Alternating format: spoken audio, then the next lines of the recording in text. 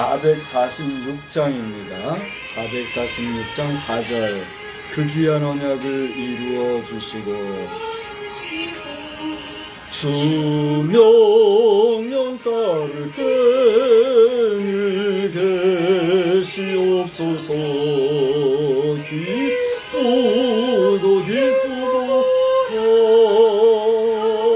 항상 기쁘도다. 나 주께 왔사오니 꼭 주옵소서. 아멘.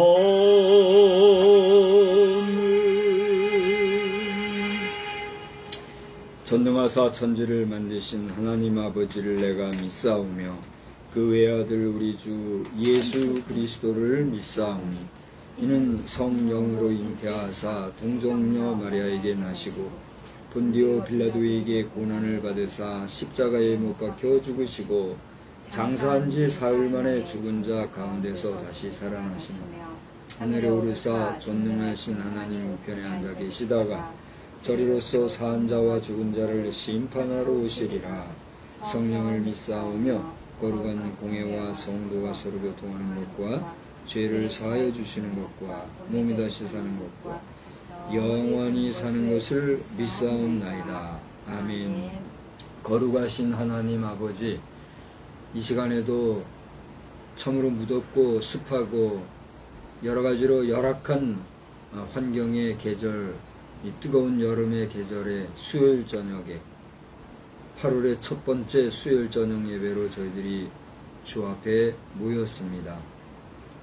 참으로 어렵고 분주한 그리고 힘겨운 이런 시기를 보내는 우리 모든 국민들 한 사람 한 사람 그 마음을 긍휼히 여겨주시고 그 마음 속에 위로와 평강을 불러일으켜 주시며 참으로 힘겨운 이런 계절을 보낼 때에 그 심성과 인성과 영성이 약해지거나 추락하거나 또 변질되어지지 아니하도록 하나님 은혜와 자비로 함께 해주시기를 간절히 빌고 소원합니다.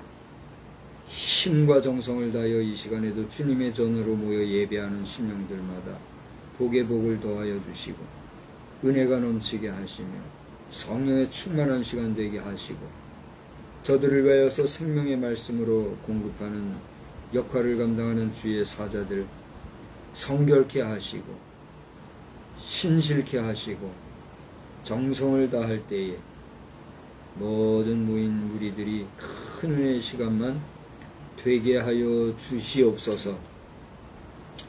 우리 가족들 여러 모습으로 산재해 있지만 있는 처소처소에서 거룩한 삶을 잘 경주하게 하시고 모든 성도들이 더불어 그와 같은 삶을 경주해 나갈 때에 하나님의 기쁘심이 되는 복된 자녀들이 다 되게 하여 주시옵소서. 지금 우리나라 안에 4만여 인파가 한 장소에 모여서 열을 청춘의 꿈을 키워가는 소중한 모임이 있습니다.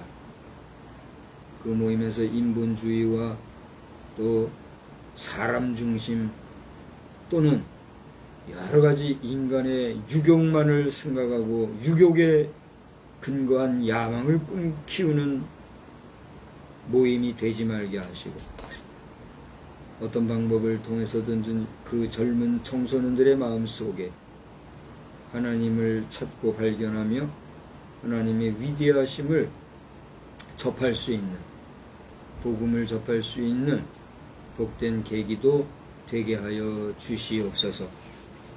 우리 교회가 이 일에 관심을 가지게 하시고 이 큰 행사를 통하여서 젊은 청년들 마음속에 우리 대한민국을 향한 좋은 이미지가 그려질 수 있도록 또한 하나님 은혜 베풀어 주시옵소서.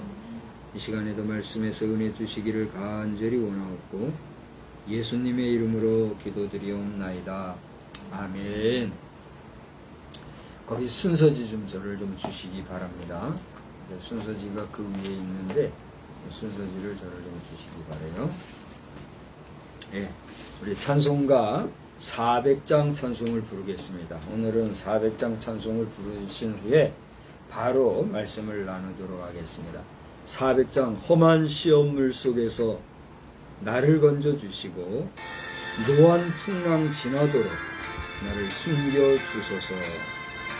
400장 찬송입니다.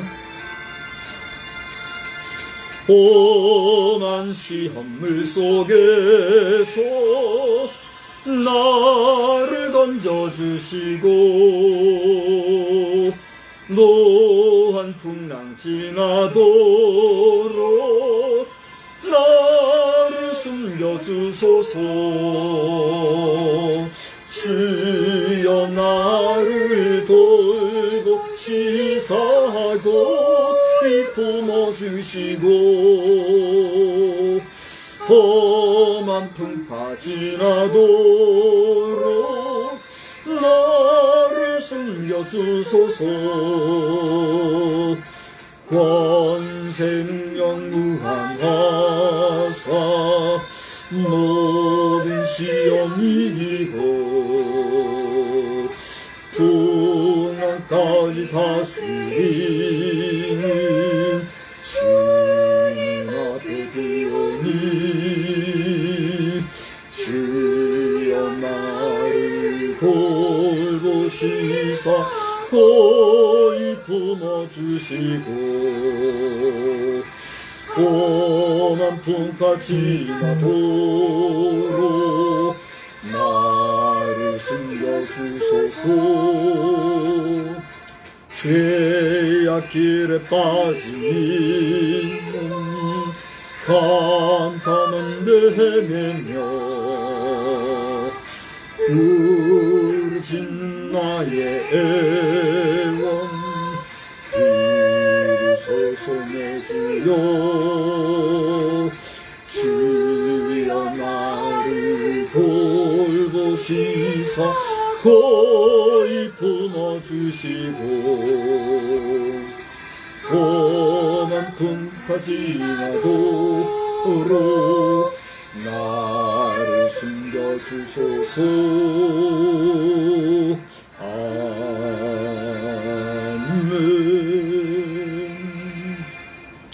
하나님의 살아계시고 역사하심이 오늘도 내일도 또 우리의 남은 생애 동안에 우리와 영원히 함께 하시기를 우리 주님의 이름으로 축복합니다. 축복합니다. 제가 이번에 진행되고 있는 세명금에서 열리는 세계 스카우트 잼버리의 관계자들과 긴밀한 네트워킹을 갖고 있지는 못하기 때문에 수시로 오는 그런 소식은 제가 잘 몰라요. 현지의 정확한 사정들을 가보지 않으면 몰라요. 어떤 네트워킹이 안 돼 있기 때문에 좀 아쉽지만은 사실 이번 잼버리의 소식은 몇 년 전서부터 우리 메타, 옛날 페이스북이죠. 구 페이스북 메타를 통해서 그 진행본부의 관계자가 그 하는 SNS 메타가 있더라고, 계정이요. 거기서 몇 년 전부터 계속 소스가 올라왔었어요. 관심을 가졌었고, 최근에 그것이 이제 많이 모니터가 되기에 우리가 이제 한번 방문도 했었지 않습니까? 토요일 날 갔다 왔는데 그때 이후에 큰 비는 아직 없었고 또 지역마다 틀리기 때문에 현지 사정은 어떤지 모르겠는데 이미 우리 앞서서 보도했던 여러 매체들에 의하면 현지 사정이 아주 열하게 했었어요.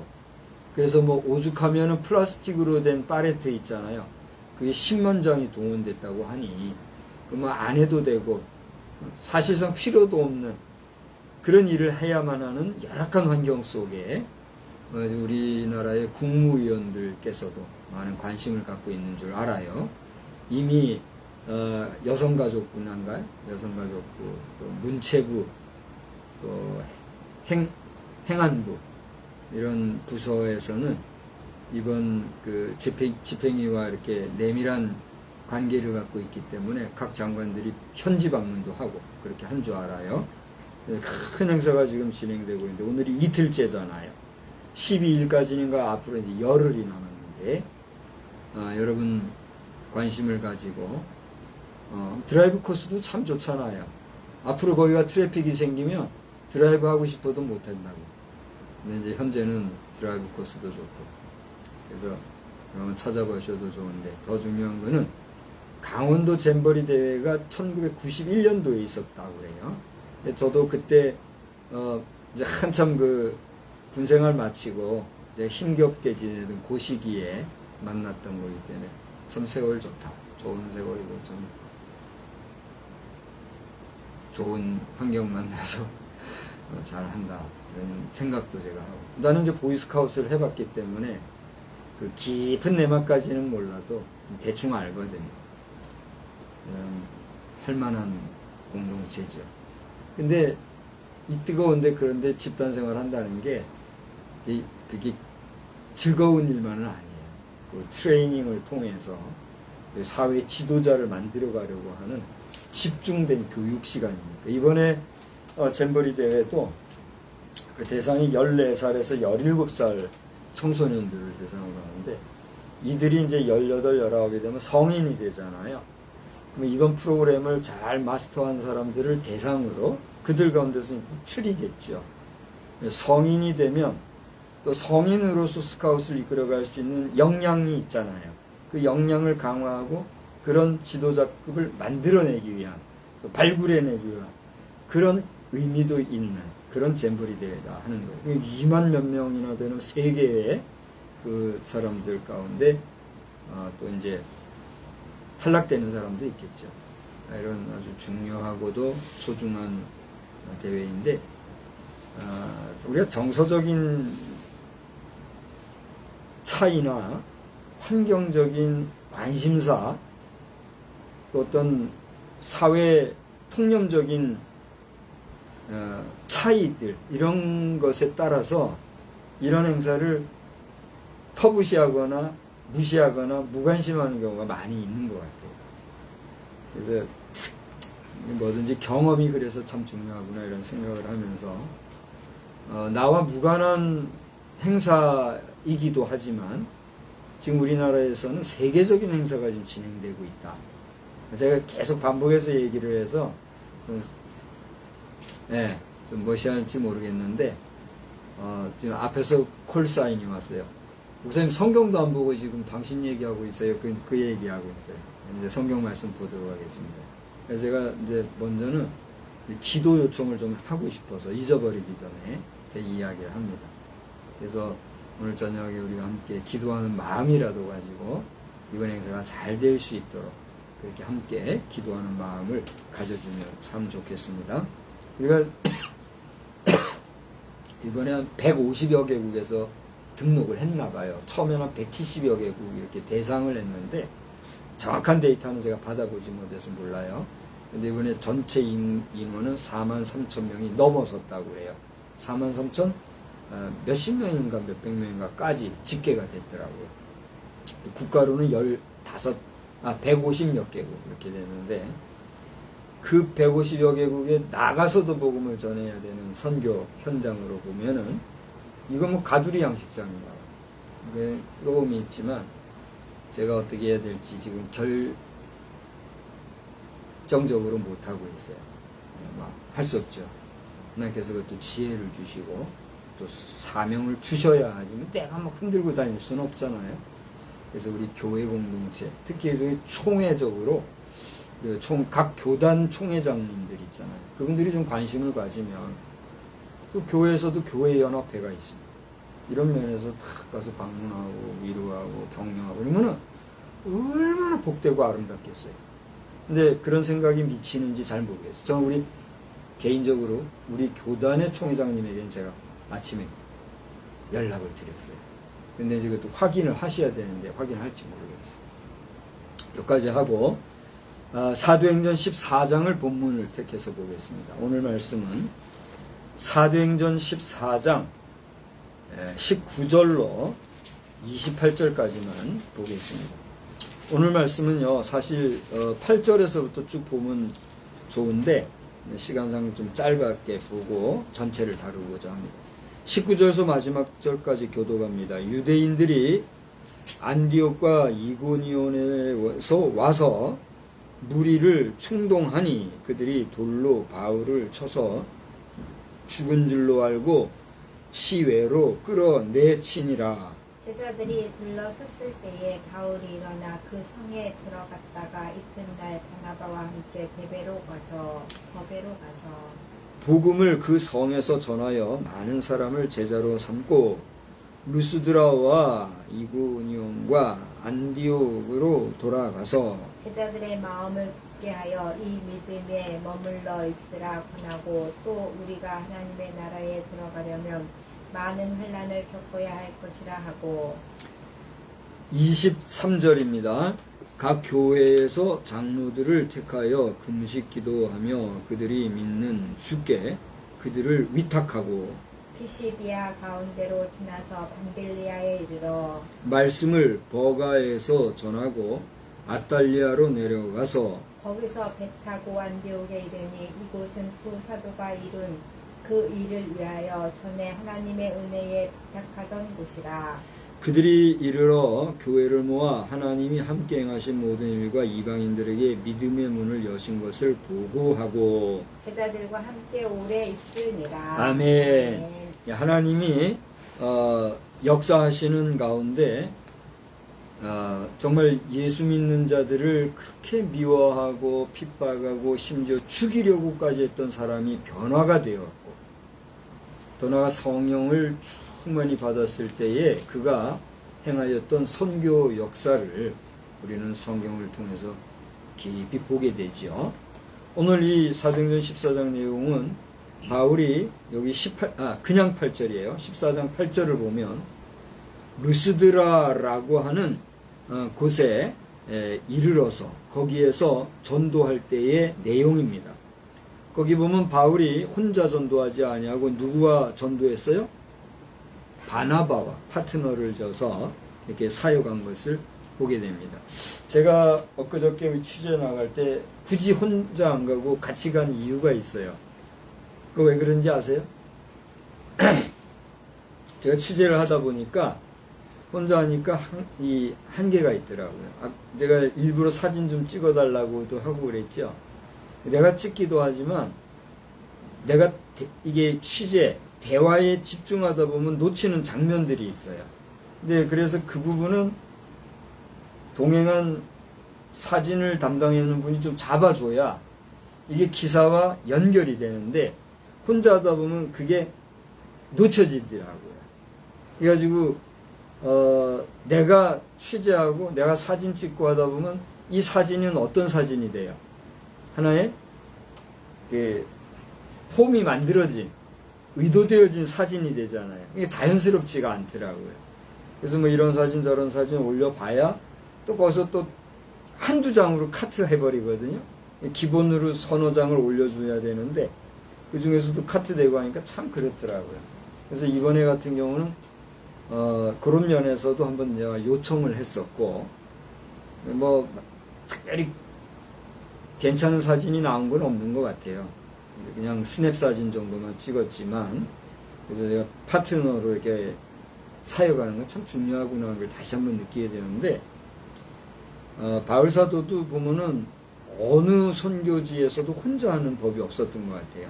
꼭 그 곁에 뭐 마가가 있었던가 또 누가가 있었던가 또 여기 같이 바나바가 있었던가 누구요? 바울과 신라가 있었던 이 옆에 사람 파트너가 있었단 말이에요. 오늘 전도 활동 또 선교 활동할 때도 이렇게 파트너십을 지어서 복음 증거하는 것이 이후의 기록상도 그렇고 또 그 사역의 객관성도 담보하게 되는 그런 이유가 있는 것 같아요. 그래서 우리 전도 활동하시거나 선교 활동 하시는 여러분들은 이런 부분에서 유념하고 우리 함께 할 수 있는 그 동력자를 만든다는 거 참 중요하다. 아시고 활동할 수 있게 되기를 바란다. 이런 말씀을 서두에 한번 드려봅니다.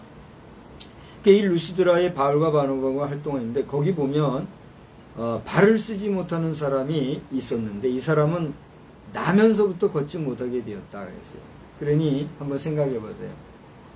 나면서부터 한 번도 걸어보지 못한 그 사람의 심정이 얼마나 괴롭겠습니까?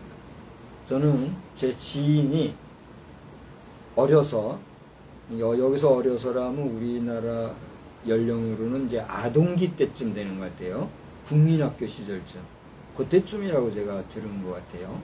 아동기 때쯤에, 이제 그 당시는 무지해서 그랬어요. 역사를 들어보면. 아무것도 아닌 치료법을 잘 그때 적기에 맞춰서 치료했으면 됐을 거를 그 당시에는 치료가 아니라 무당에게 데려가가지고 무당이 구타게 하고 그런 시절이 우리나라에 있었다는 거예요. 그것도 우리 가문에 그런 게 있었더라는 얘기야. 깜짝 놀랐어요.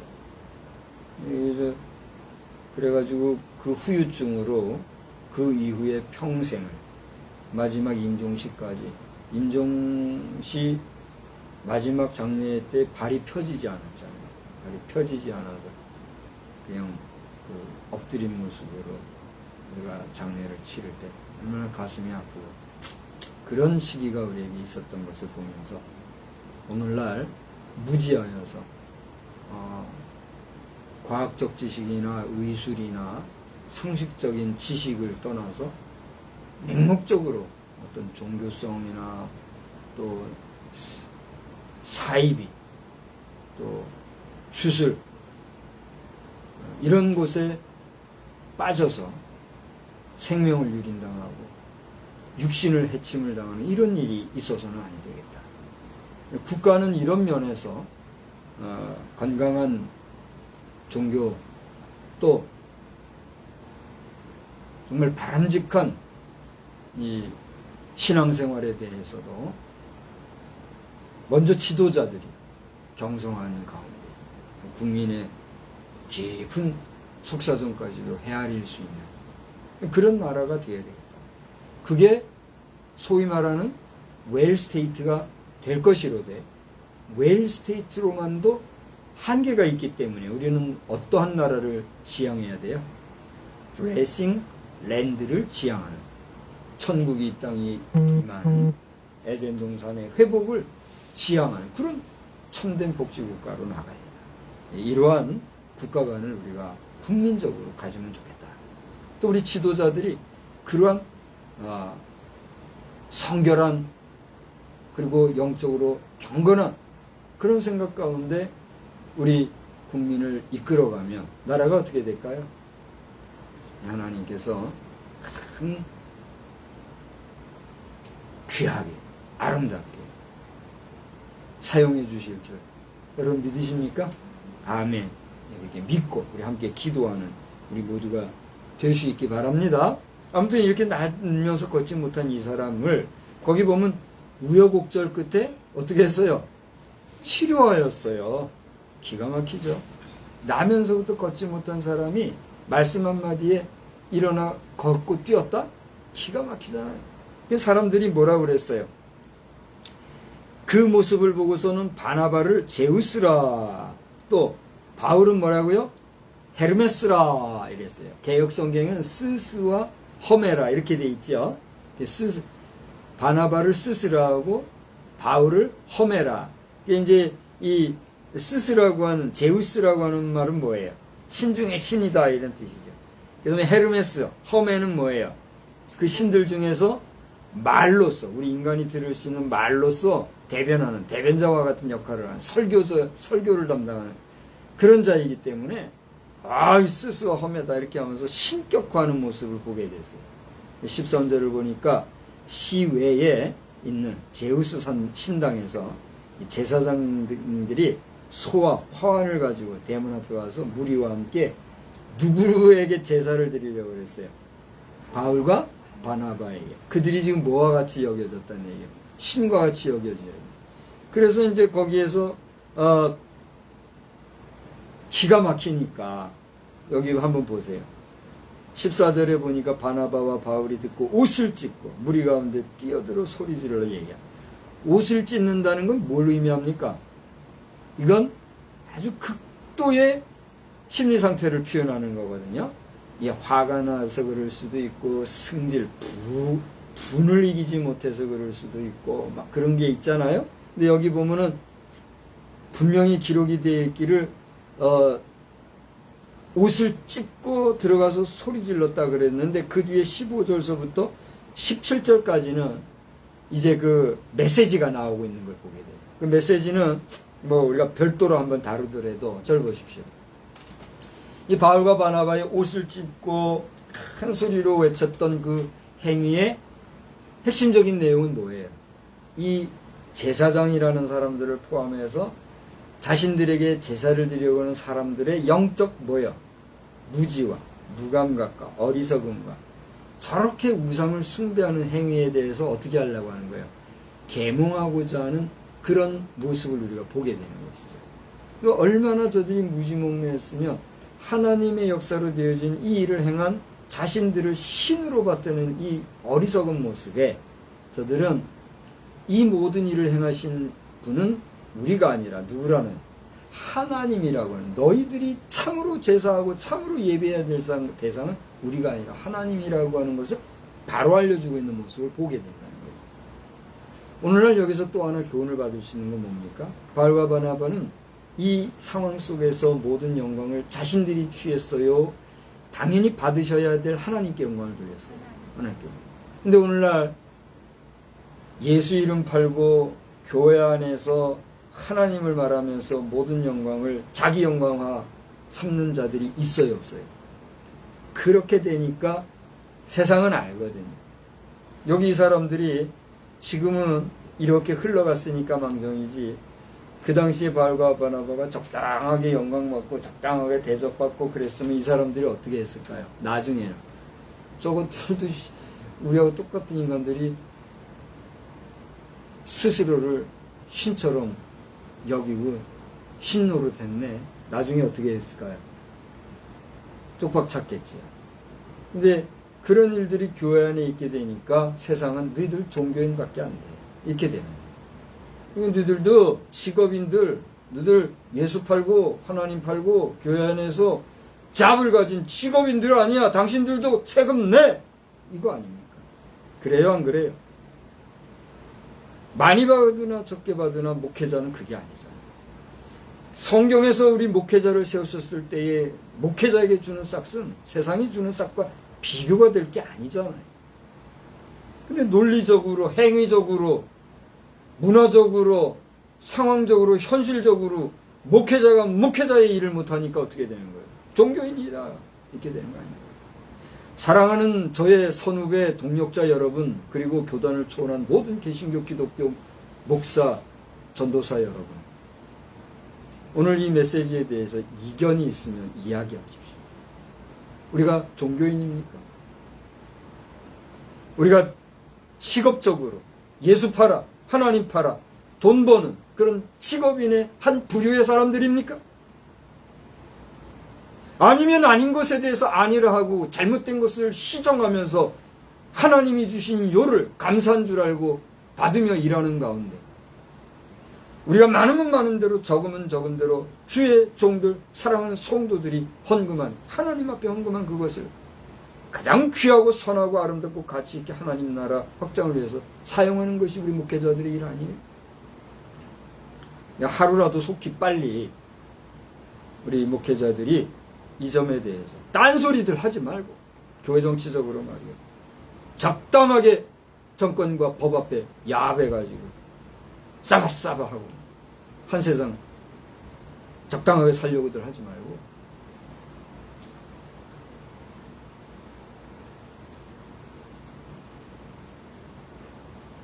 이 일에 최일선에 서신 법학계 인사께서도 알고 계시잖아요. 나중에 목사가 되었지만 목사가 되고 보니까 이게 아니구나 깨닫고 알고 계시잖아요. 이제라도 화통하게 화끈하게 사나이답게 내가 인간의 눈으로 볼 때는 이랬었는데 목사가 되고 목사의 눈으로 다시 성경을 보니 아 이건 아니었구나, 시정돼야 된다 하셔야죠. 참 저는 어디 안 가니까 언제라도 저는 가서 직접 한번 뵀잖아요. 그러니까 이제 언제라도 저와 이야기하면서 이 문제를 결자 해지 하셔야 될 겁니다. 누구라고는 뭐 굳이 얘기 안 해요. 우리 교단 총회장으로 지내신 분도 당신 직접 얘기하셨죠. 90몇 세 되더니 당신은 돌아갈 거다. 예언적으로 본인 스스로가 서울 강남지방의 한영원교회, 우리 강남지방의 전체 연합회 모일 때 강사로 나서서 본인이 강단에서 직접 얘기하셨잖아요. 그러니까 올해 연세가 얼마나 되는지 모르지만 하나님 부르신 날이 째깍째깍 다가오고 있는데, 부르심 받기 전에 결자 해지하셔야죠.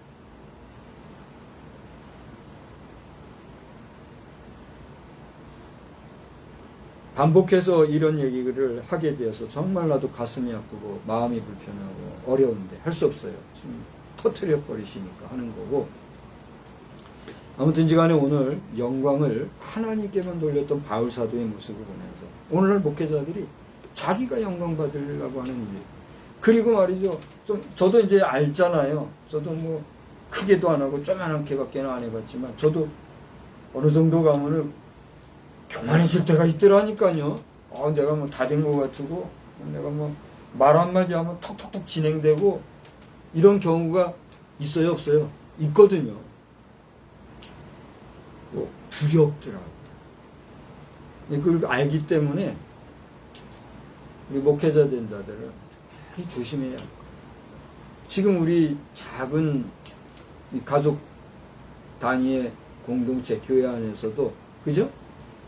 아무것도 아니잖아요. 별거 아닌데 보면은 왕노릇하고 있는 내 모습을 볼 때 두려운 거예요. 근데 바울과 바나바는 그러지 않았어요. 이제 비로소 15, 16, 17절 한번 봅시다. 그러면 이분들이 증거한 복음이 뭔가? 다 같이 읽어봐요. 시작.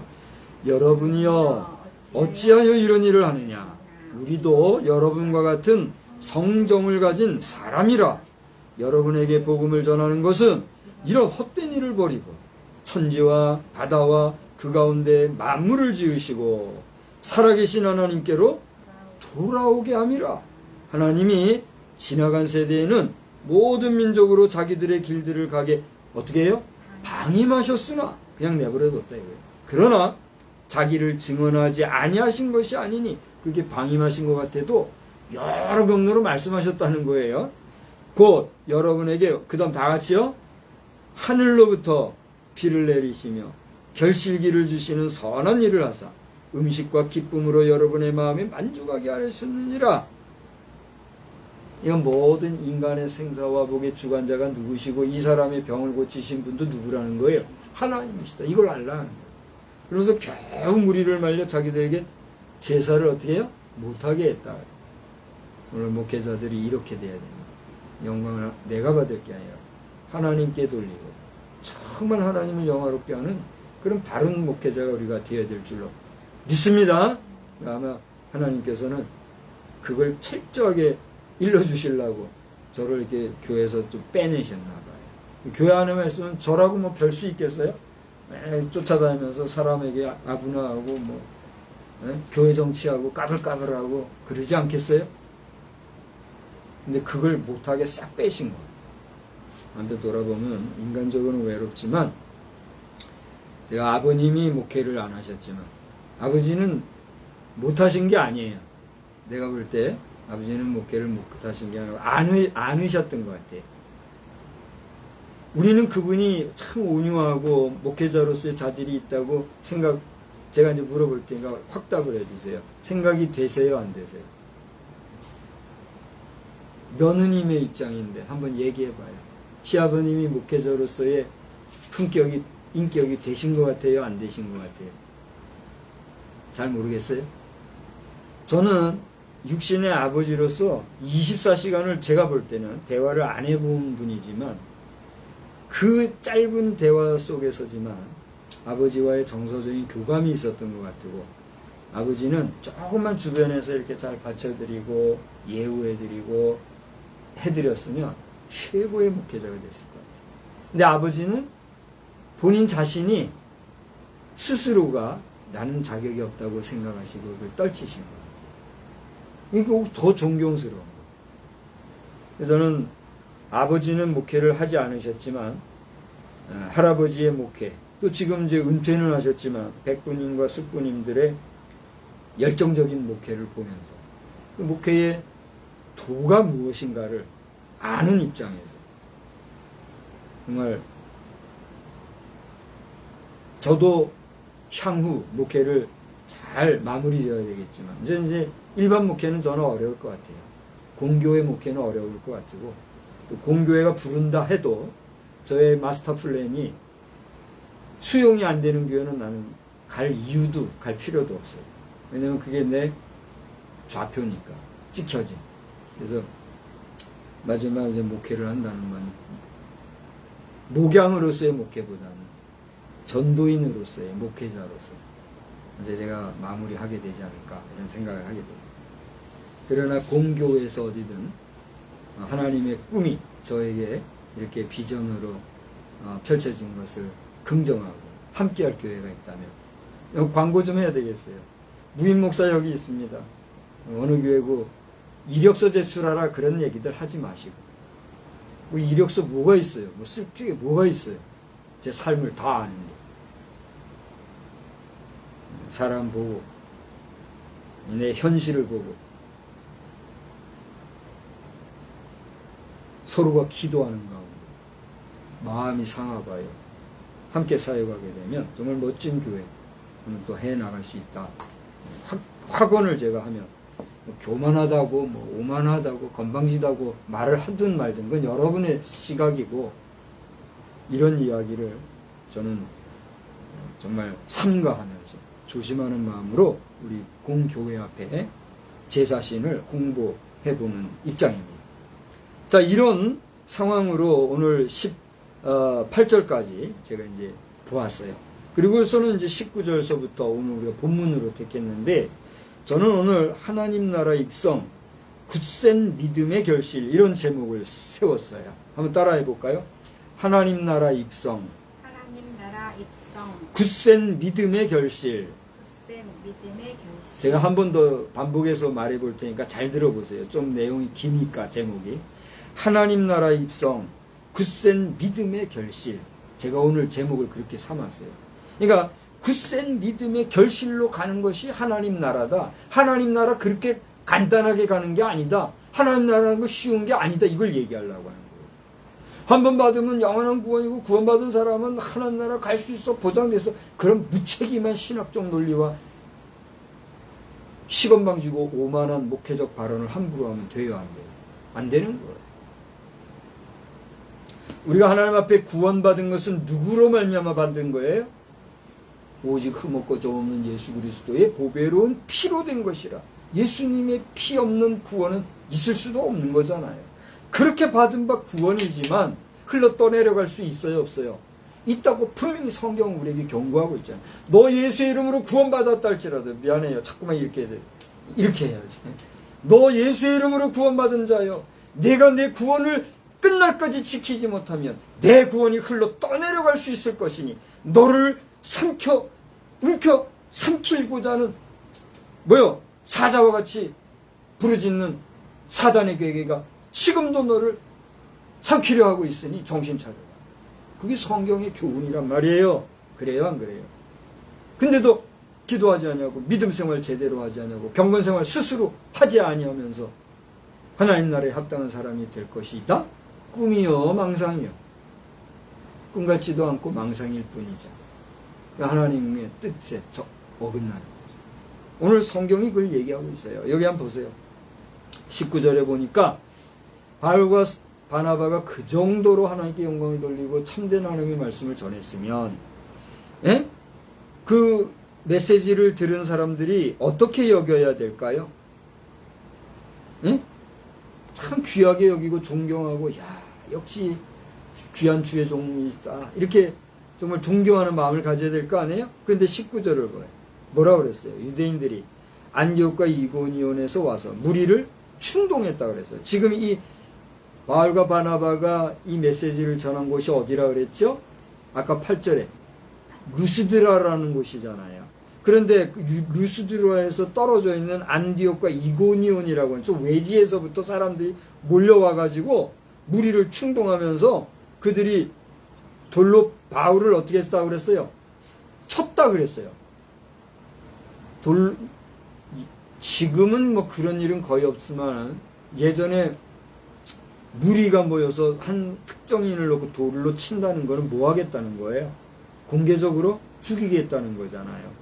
돌로 쳐서 죽이려고 한 거예요. 그래 쳐서 그 다음에 뭐라 그랬어요? 죽은 줄 알았어요.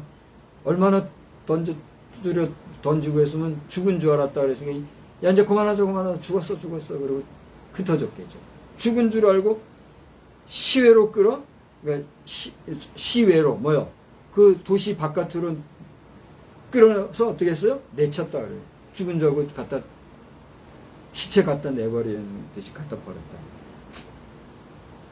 근데 20절에 보니까 어땠다 그랬어요? 죽은 줄 알았던 그 바울이 살아났어요. 살아나서 이튿날 바나바와 함께 더베라는 곳으로 가서 거기서도 복음을 전했어요. 많은 사람들을 제자로 삼고 다시 루스드라와 이고니온과 안디옥으로 돌아갔다 그랬어요. 여러분 저를 한번 보세요. 내가 어느 지역에 갔는데 복음 증거하다가 핍박을 받고 돌로 두드려 맞고 죽을 지경이 됐어. 그럼 그곳에 다시 돌아가고 싶은 마음이 있을까요? 없을까요? 에이 더러워. 내가 안 하고 말지 그거 안 간다. 그러지 않겠어요? 아니 저도 그래요. 저도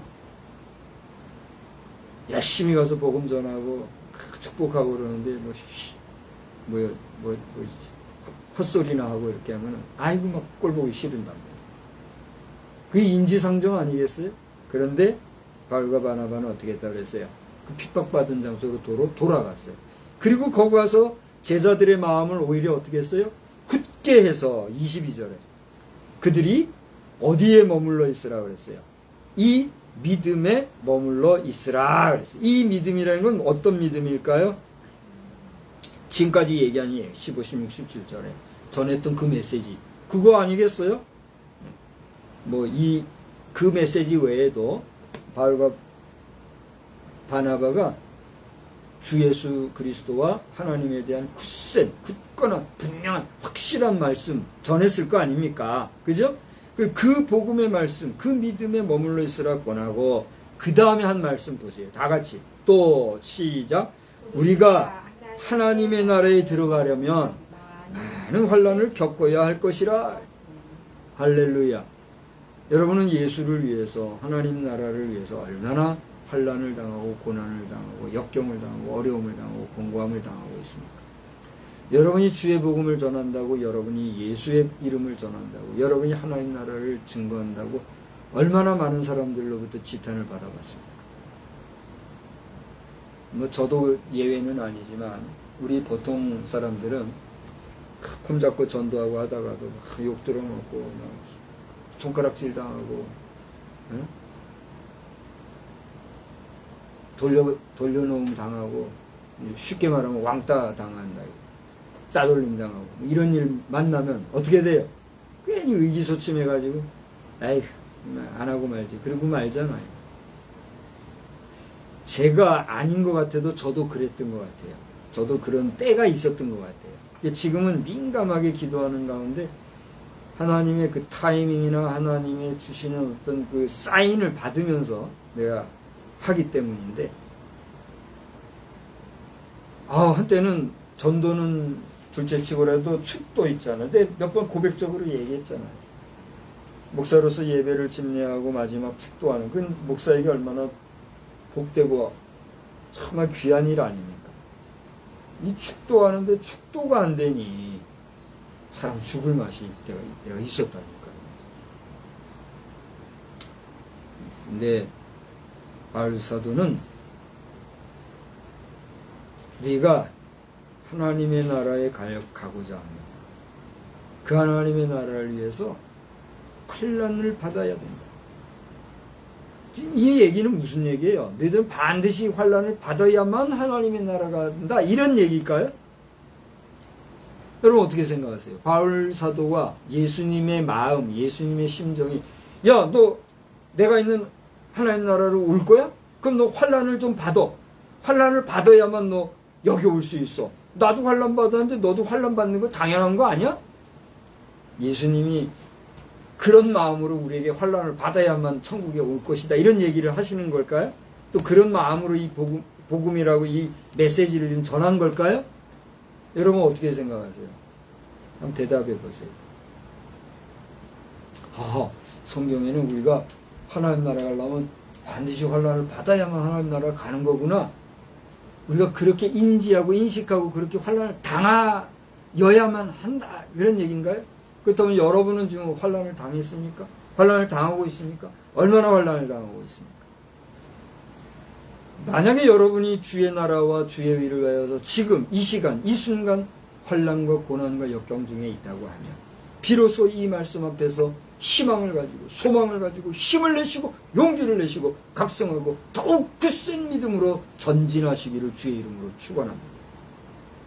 그러나 여러분이 지금 환난 가운데 있지 아니할지 모르지만 환난 가운데 있지 아니하다면 오히려 그것은 여러분이 받을 분복이요 하나님이 그만큼 여러분에게 주신 복인 줄 알고 어떻게 해야 돼요?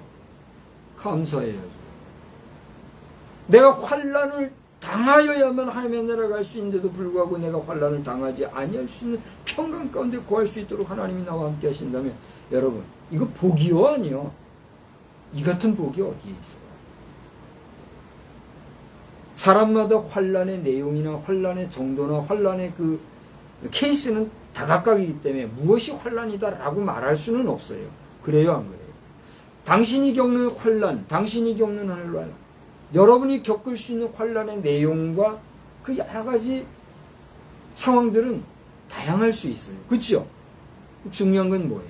그런 다양한 환난 속에서도 우리는 하나님의 나라에 합당한 믿음의 백성으로서 그 하나님 나라의 모든 영광과 주권은 누구에게 있다? 하나님께 있다라고 하는 이 믿음. 이 믿음은 어떤 믿음이라고 했어요? 그 앞서 15, 16, 17절. 자기들에게 제사 드리려고 하는 사람들의 어리석음 앞에서 아니다 우리가 신이 아니다 우리는 너희들에게 하나님의 주신 힘으로 역사한 것뿐이다. 너희들이 마땅히 제사해야 될 분은 저 하나님 나라 주인이 되시는 만왕의 왕 하나님이시다. 이걸 알아라. 이걸 전한 이 믿음, 이 복음, 이 메시지 이거를 잘 지키고 나가야 돼. 이거. 할렐루야.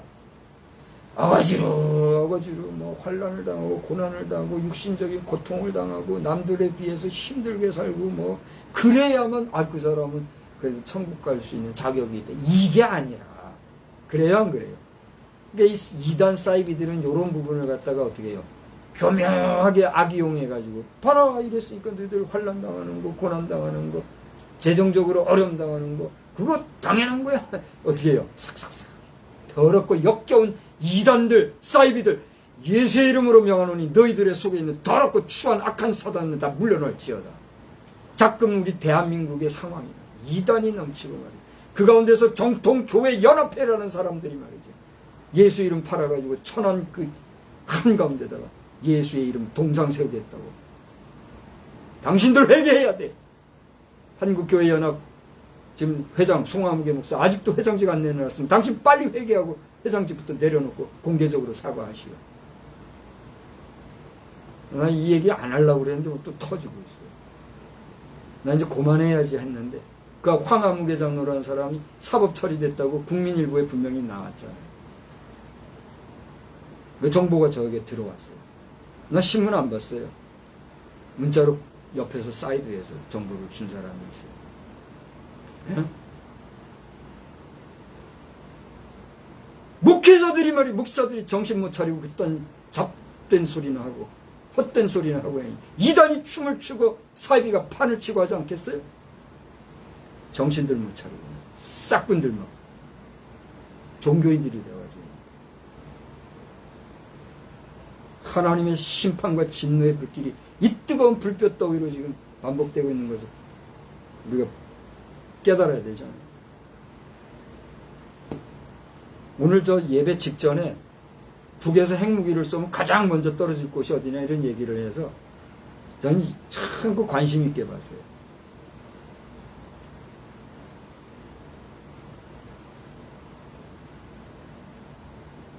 대한민국 정신 차려야 합니다. 그렇잖아요. 서두에 저 잼버리 대회를 얘기를 해서 좀 또 얘기해서 안 됐지만은 말씀에 잇대어서 그 얘기를 한다면 하나님께서 지금 이 시점에 새로운 간척사가 쓰여지고 있는 저 허허벌판 새만금에다가 저렇게 수많은 젊은이들을 한 곳에 모아놓은 이게 뭘까? 많은 생각을 지금 하고 있어요. 거기는 템플 체험을 하면서 많은 사람들이 지금 주변에 거기 절간으로 이렇게 경험을 하고 여러 가지 구판에 가까운 젊은이들의 흔들어대는 문화, 노래 그런 거 체험하게 하고 지금 그러고 있다고. 근데 여기에 대해서 우리 교회들은 어떻게 하고 있는가? 저는 오면서 영상에다가 제가 남겼지만 저들이 이 짧은 10여일 기간 중에 이 대한민국 땅에 와서 저들이 겪을 수 있는 한국의 이미지라는 것은 평생 가지 않겠어요? 그래요, 안 그래요? 평생, 지금 33년 됐어요.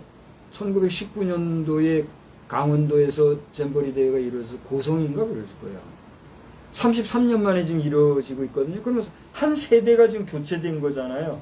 그 당시 젊은이들이 지금 엄마 아빠가 돼가지고 자기들이 낳은 자녀들이 여기 와서 지금 이걸 할 수도 있고, 이 가운데는 2대에 걸쳐서 자식과 아버지가 스텝으로 와가지고 이렇게 하는 분들도 없잖아 있을 거예요. 저는 지금 그분들 찾아가지고 취재할까 이런 생각 오늘 했거든요. 근데 지금으로서는 막 그거 저거 안 하려고 좀 그러고 있어요. 우리 구티비에도 말이죠. 그래서 좀 취재 좀 하시라고. 나는 서브 기자니까. 전문 기자가 좀 하시라고 그랬더니 내 기사도 아직 기사도 뭐 이런 거 우리가 해야 됩니까? 이런 소리나 좀 해야 되고. 근데 문제시 삼으면 이거 큰 문제가 될 얘기. 이 정도로 하고. 근데 제가 운전하고 오면서 그런 생각이 들어요. 하나님께서 저들을 통하여서 이 새만금지역 드넓은 곳을 보여주면서 이 나라의 희망을 보고 이 나라의 비전을 보고 대한민국이라는 나라에 대해서 좋은 생각을 가지고 자신들의 나라에 갔을 때에 미칠 우리 한국에 대한 좋은 영향력 이런 게 얼마나 귀할까 이런 생각을 하게 되니까 정말 귀한 모임이 아닐 수 없더라고요. 그러니까 또 기도하게 돼요. 하나님 저들 환경적으로나 온도, 기온적으로나 여러 가지 먹거리 문제 또 안전 문제 이런 모든 부분들에서 좋은 이미지가 심겨질 수 있게 하나님 도와주세요. 스태프들이 지치지 않게 해주시고 기도가 되는 거예요. 이제 말씀을 정리하려고 합니다. 핵심적인 내용은 뭡니까? 이렇게 외쳤던 바울과 바나바는 또 환란을 당해 하나님 나라에 갈 수 있을 것이라는 그 메시지가 다름이 아니라 그 환란을 통해서 환란을 겪어야만 너희들이 갈 수 있다 그게 아니라 그런 환란 중에서도 하나님의 나라의 참 주인은 누구예요? 하나님이잖아요. 그러니까 그 하나님을 믿고 그 하나님을 의지하고 여기 어디라고 그랬어요? 15절 중반절에 보면 천지와 바다와 그 가운데 만물을 지으시고 살아계신 하나님이라고 표현했잖아요. 그 하나님을 참으로 믿고 나아가면 환란 가운데서도 우리는 그 환란을 어떻게 할 수 있다는 거예요? 이겨낼 수 있다는 거예요. 그러니까 뭐예요? 오늘 제목처럼 하나님 나라에 입성하는 것은 우리의 굳센 믿음의 결실이란 말이에요. 그걸 얘기하고 여러분 하나님 나라는 가고 싶은데 믿음이 없어. 그 믿음도 없는 사람들이 하나님 나라 간다는 거 그거 욕심이에요? 아니에요? 도둑이 뭐가 도둑이에요? 그게 도둑이에요. 그렇지 않아요? 여러분 도둑놈들 되지 말고 모두가 하나님 나라에 합당한 굳건한 믿음의 소유자들이 되어서 예수 잘 믿고 예수님이 우리 위해서 피 흘려 돌아가 주신 그 희생의 피값에 정말 감사 감격하면서 그 예수 이름으로 마지막 하나님 나라 앞에 설 때 잘했다 칭찬받는 그런 저와 여러분 우리 모두가 다 되시기를 주님의 이름으로 축원합니다. 축원합니다. 또 우리 목회자 된 여러분 제가 이거 소리 높여 외쳐가지고 또 기분 나빠하고 저거 누구냐 욕하고 댐빌라고 하지들 마시고 찔리면 지금 기도하라는 얘기예요. 안 찔리고 저 사람은 정말 대차게 얘기하는구나. 그래 나도 더 열심히 외쳐야 돼요. 그렇게 하시는 분이 더 복된 거예요. 제가 여러분을 미워서 여러분 지적질하려고 여러분 욕하려고 지금 그런 거니까 현 상황이 그렇다는 걸 현실을 얘기하는 거예요. 그래요 안 그래요? 저를 보고 얘기하세요. 그래요 안 그래요? 내가 교회 안에 있었다면 나도 이런 소리 못했을 거예요. 그렇지 않아요? 나도 교회 안에서 적당히 섞여가지고 살았을 테니까 그걸 못 보고 말도 못했을 거란 얘기예요. 그런데 밖에 딱 내다 놓으시니까 이거 얘기하잖아요. 그러니까 저 같은 사람도 이렇게 외칠 수 있도록 해주셨으니 한국 교회도 복이요. 그래요, 안 그래요? 저는 솔직히 인간적으로 할 말 없어요. 내가 무슨 말을 하겠어요? 에? 내가 무슨 말을 하겠냐? 인간적으로는 사내구실도 못하는 거렁뱅이인데, 에? 경제력도 없고, 내가 무슨 말을 하겠어요? 그렇지만 제대로 보니까 제대로 본 거를 말할 수는 있잖아요. 그래요, 안 그래요? 내가 눈뜬 장님도 아니고. 그러니까 이것을 네거티브로 말하는 게 아니라 이런 현실을 우리가 바로 너 나 할 것 없이, 나 너 할 것 없이 우리 모두의 교회가 이 어려운 마지막 하나님의 나라가 임박해오는 이러한 때 누구누구 할 것 없이 우리 모두가 깨어 경성하는 그런 복된 계기가 되어야 되겠습니다. 저는 그 절규, 외침이라 여러분 기억하시고, 이것은 한 사람의 외침만이 아니라 부족하지만 저를 통해서 이 마이크가 있죠. 하나님이 우리를 향해서, 저 자신을 향해서도 마찬가지 전해주시는 하나님의 말씀이라 믿으시고 믿음의 굳건한 저와 여러분 다 되시길 우리 주님의 이름으로 축복합니다. 축복합니다. 하나님 아버지, 오늘도 부족한 종이 목소리 높여 외쳤는데 이것이 저의 속에서 나오는 인간의 의분으로 그저 공분하는 헛된 공언을 한 것인지 허언을 한 것인지 아니면 주님이 종을 통하여서 바르게 증거하신 말씀인지 그건 저도 모르겠습니다. 오늘 이 말씀을 들은 자들이 깨어서 각성하고 아멘하고 받아들이고 우리가 하나님 앞에서 자아를 성찰하는 시간이 될지언정 또 욕하고 비난하고 비판하는 이런 시간이 되지 아니하기를 원하며 우리 목회자나 평신도들이나 너나 할 것 없이 우리 모든 믿는 사람들은 깨어 정신을 차리고 굳센 믿음을 가지고 하나님의 나라에 입성할 준비를 하게 하시고 그나마 믿음도 없는 영혼들 불쌍히 여겨주셔서 저들도 오늘 이 메시지 앞에 오라 내가 죄인이로소이다 나로 죽은 나로 어찌하오리까 하나님이여 나를 불쌍히 여겨주셔서 나도 하나님 나라에 합당한 자 되게 하나님을 믿는 믿음을 하여 주옵소서. 하나님을 바라보고 돌아오는 자들이 많아질 수 있도록 주님 은혜 베풀어 주시옵소서. 저 수만 평 되는 벌판에서 43,000여 명 스카웃 대원들과 돕는 스태프들이 모여 젊은 날의 향연을 베풀러 가고 있는 새만금 지역의 스카웃 잼버리 대회를 하나님 기억해 주시고 그들 가운데는 믿는 자도 있고 믿지 아니하는 자도 있는 줄 압니다.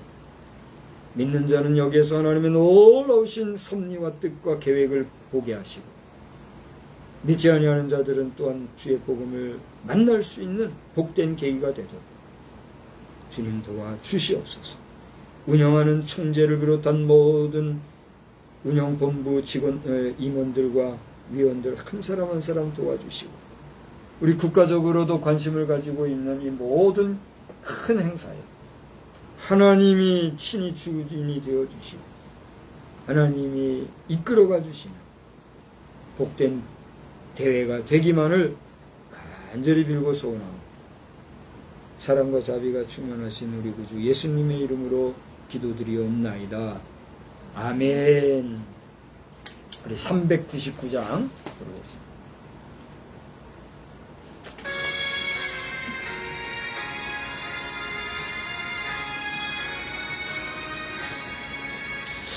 어린 양들아 두려워 말아라 주님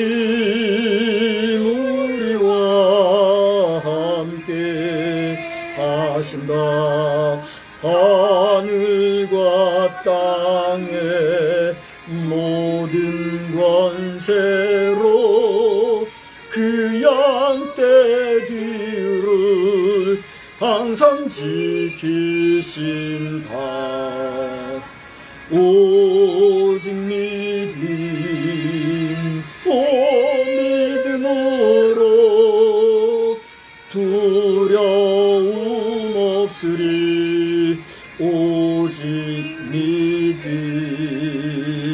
오직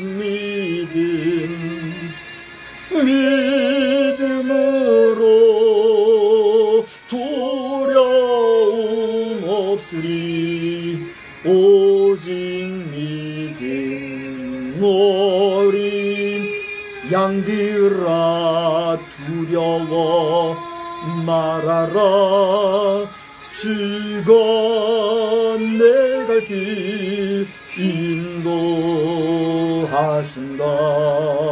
마라 예수를 알게 하신 주 그 동산에서 피땀 흘리셨네 오직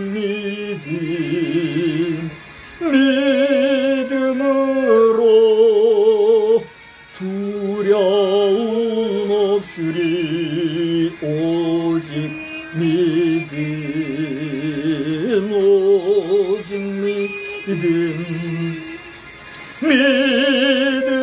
믿음으로 두려움 없으리 오직 믿음 어린 양들아 두려워 말아라 주님 언제나 함께 하신다 고난과 역경 환난 중에도 능력의 주님 너를 지키신다 오직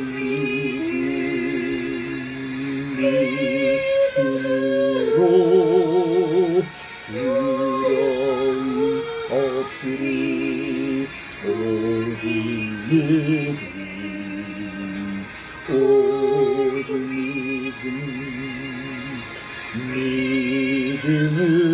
믿음으로 두려움 없으리 오직 믿음 하늘에 계신 우리 아버지여 이름이 거룩히 여김을 받으시오며 나라의 임하옵시며 뜻이 하늘에서 이루어진 것 같이 땅에서도 이루어지이다. 오늘날 우리에게 일용할 양식을 주옵시고 우리가 우리에게 죄 지은 자를 사하여 준 것 같이 우리 죄를 사하여 주옵시고 우리를 시험에 들게 하지 마옵시며 다만 악에서 구하옵소서. 대개 나라와 권세와 영광이 아버지께 영원히 있사옵나이다. 아멘.